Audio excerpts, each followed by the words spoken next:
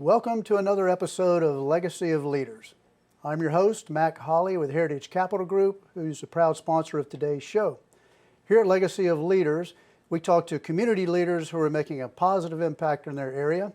And today I'm pleased to tell you that we have Mr. Mort Crim with Washington Post Television here. Welcome, Mort. Thank you, Mac. My pleasure. Thank you. Here, Mort, I'd like to talk a little bit about your career. I know you've got nearly 50 years of experience in broadcast, radio, and television, and an author. So if you please take just a few minutes, talk about your career and what you're up to today. Well, people ask me how I got into television, and my standard response is I took a series of aptitude tests and flunked all of them. But the truth is I got interested in broadcasting when I was a teenager. My first job was as a radio announcer at a little station called KLCN in Blytheville, Arkansas, or as they say there, Blyville. I was 16 years old. I turned 17 that summer while working, and had been working in the industry in some form, either television or radio, ever since. I decided while I was in the Air Force, I got a more direction on my career and decided I wanted to be in the news side, the journalism side of things. And so I got out of the military and got a master's degree in journalism at Northwestern University. Moved almost immediately. I had an opportunity at WNEW radio station in New York. Was there for a year when I got picked up by ABC Network, and spent 5 years with them as an on-air radio newscaster and a correspondent. Had the privilege of covering the space program from Gemini 3 through Apollo 12. Traveled extensively with President Johnson, covered 3 of his summit conferences, and then eventually decided that I wanted to move into television, and the opportunities seemed to be greatest in the local anchoring positions. I started that career in Louisville, Kentucky at WHAS, moved from there to Philadelphia, KYW. Had a brief stint in Chicago at the CBS station, and finally spent 22 years of my career as anchor and senior editor with the Post-Newsweek station in Detroit, WDIV. Wow, quite impressive. Well, all that experience, Mort, share a few thoughts on some of the key takeaways from a leadership perspective that you witnessed, whether you were covering the news or within your own organization. Again, at this show we like to share, what are effective leaders doing, and what would you say are some effective attributes of leaders that you've seen? You know, I did have an opportunity to interview a broad section, a cross-section of various kinds of leaders. Top athletes, movie stars, producers, titans of industry.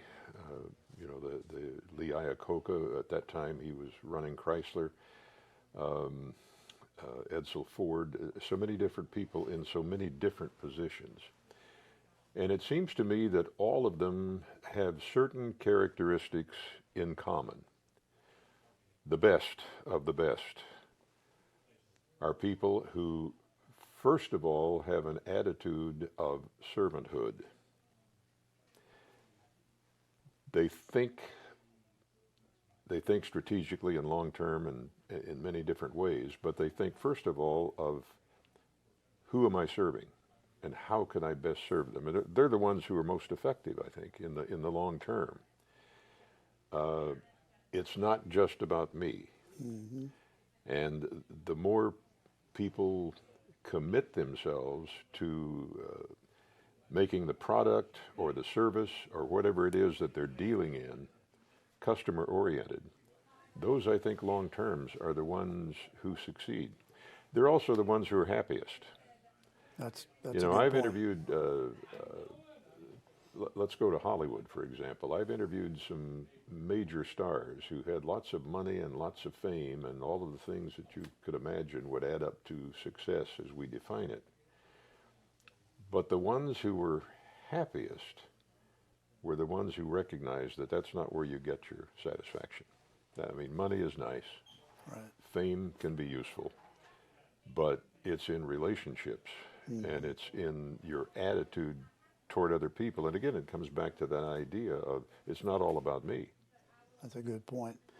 And that plays right into my next question is in that spirit of being a servant, do you feel that business leaders should take part as being a community leader, giving back to the community? And if so, I think it's essential. And again, I think the ones that I've known, let's take Detroit for an example, because that's the community where I worked for 22 years.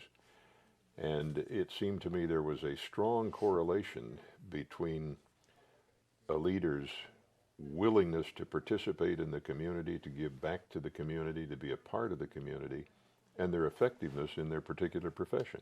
yeah, yeah. What are you doing today? Talk about what's your career. I know you've written some books. I know you're still very Well, actively engaged and giving back. I've been technically retired. I say technically because as a writer, I don't think we ever really retire. I've had 8 books published. The most recent one was about 3 years ago, was my memoir, Anchored, A Journalist's Search for Truth. Seems to be in high demand and scarcity today as we look at the media landscape. We could do an entire show on what's happened to my profession since I left it. I tell people I think I got in and I got out at just the right time. But I'm spending a lot of time these days traveling in a motorhome. I used to be, as you know, an active pilot. I flew all kinds of airplanes for business and for pleasure for 70 years. I started flying when I was 15, and I finally gave it up at 85. Wow. I've been an active boater. You were a member of the yacht club when I had the pleasure of being the commodore of that club. So I'm out of boating, I'm out of flying. I spend a lot of time on the road in my motorhome, and I enjoy that a great deal. I go see grandkids. Now I have 3 great-grandchildren. Wow. They're a real delight.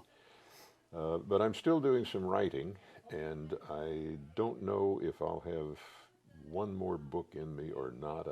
When I finished my memoir, I kind of felt like, all right, I've said everything I need to say in these 8 books and 45 years on the air.